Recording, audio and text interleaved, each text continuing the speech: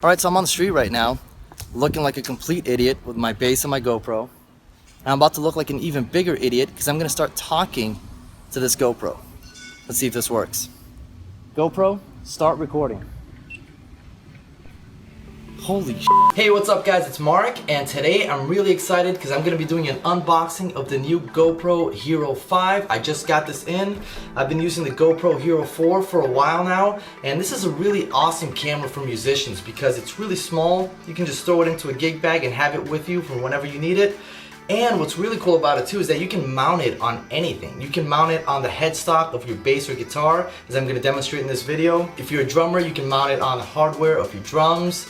You can just lay it on your bass amp like that. You can. What I've also done is I put it on side fills on stage too to get a cool shot of the crowd and the stage. And it's just a really versatile camera. It's really cool. It's really easy to use and really easy to carry, which is key when you're a touring musician, you're on the road, or when you're playing gigs around town. You just throw it in the gig bag and it's always there.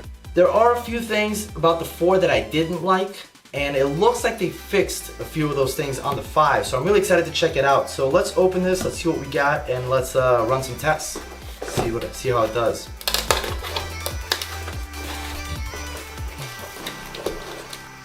How do you even open this box? This is weird. I've never seen a box like this.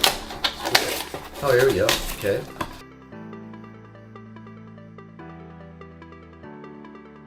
Here we go. Got the 64 gig card. The new GoPro Hero 5 Black. So excited. Let's open this thing. I think I might not even need a knife.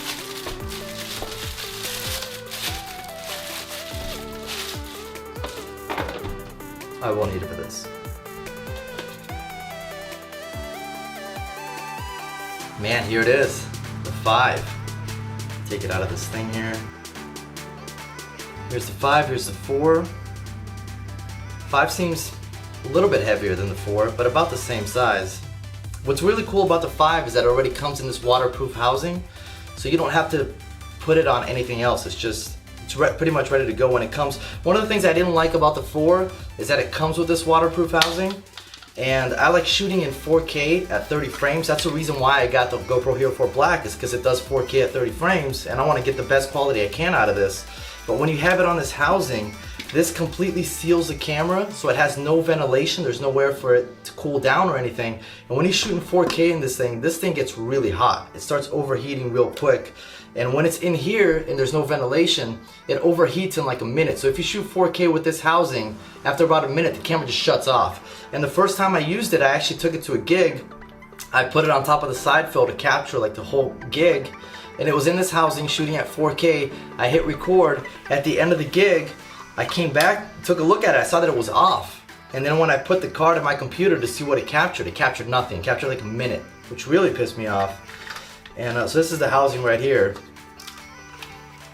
And another issue with this housing is that because it completely seals the camera, it completely covers the mic as well. So the audio is already not very good to begin with. When you use this housing, it muffles the mic and just kind of covers it, so the audio gets even worse. So it overheats and has bad audio. So what I had to do is I had to buy this thing right here, so that the camera isn't completely covered. The audio is a little bit better and it doesn't overheat as quickly. So that's one of the things that I'm really excited about with this new one, is that it already comes in that housing, so you don't have to do this.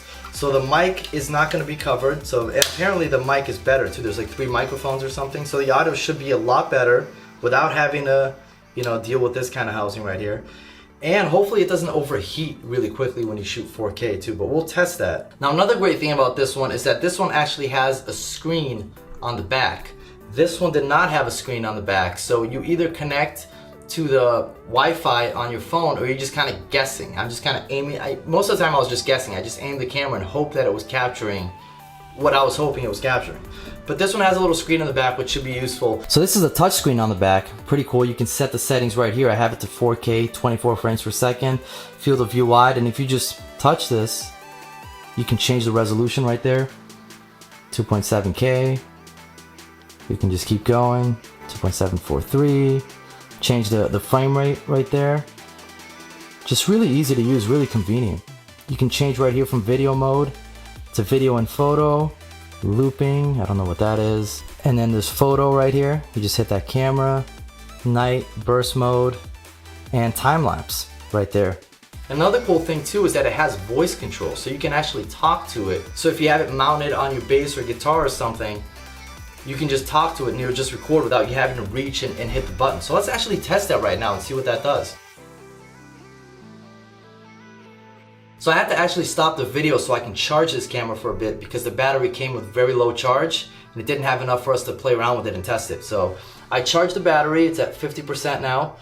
And one of the things that I really want to test on it is the voice control, because you can actually tell this thing to start recording and it'll do it. And I've seen videos of people doing this, but they're always doing it like this, like in an indoor environment where it's quiet and they have the camera kind of close to them. So I want to test this in a real world environment on the street where there's noise, there's wind, there's cars driving by, and I'm gonna mount it on my bass so that I can test it with noise and when there's a good distance between me and the camera.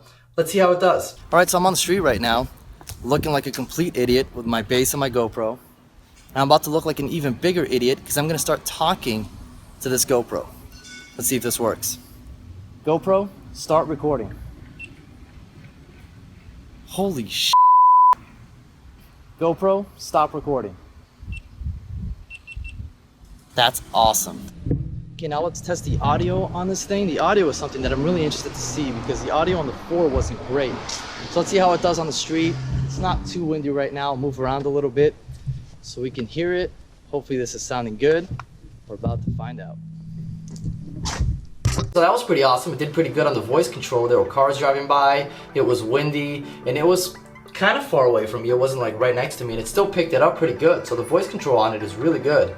The audio is definitely a lot better than the 4, and I'm curious to see how it's gonna sound at an actual gig, how it's gonna pick up music. I'm sure it's not gonna sound great, but if it even sounds decent, that would be pretty cool. Some of you may be wondering why I don't just use my phone to record when I'm at a gig. That's a very good question, and there are 3 main reasons why.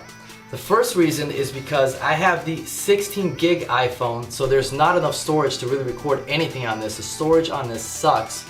And the second reason is battery life. When I'm at a gig, especially when I'm on the road, I'm out of town, I don't want to drain the battery on my phone. If the battery dies on this, that's fine. If the battery dies on my phone and I'm at a gig, that's a problem. And the third reason is really just mounting.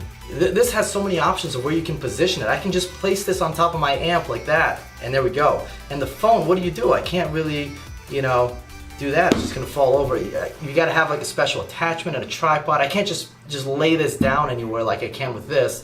And there's also the options of putting the mount on the actual bass or guitar, and that kind of stuff is cool. So that's why I choose this over a phone. So yeah, that's the GoPro Hero 5 Black. Loving it already. I can't wait to take it out on the road and capture some footage of gigs and shows. Make sure you subscribe to this channel if you haven't already. Leave a comment, let me know what you think of the GoPro cameras. I think it's an awesome camera for musicians. I try to capture as much footage of gigs as I can. Even if I'm not gonna post it, just for me to have. It's just awesome to be able to look back at gigs that you've done, see where you've come from. I really wish I had footage of gigs that I did when I was like in my teens, playing like shitty dive bars and all those gigs that we all play when we're starting out. But unfortunately back then, those were the days of like flip phones and there were no cameras on phones and it was just really hard to capture footage.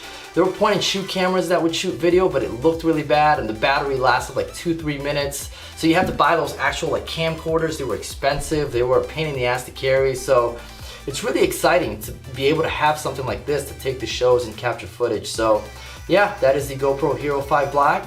Love it, and let me know what you think. Got this 5-string, classic 5-string Music Man Stingray. The blue strings, pretty cool, huh? So I'm gonna be playing today. I love this bass, man. Take it with me today, very excited about that. And yeah, let's go.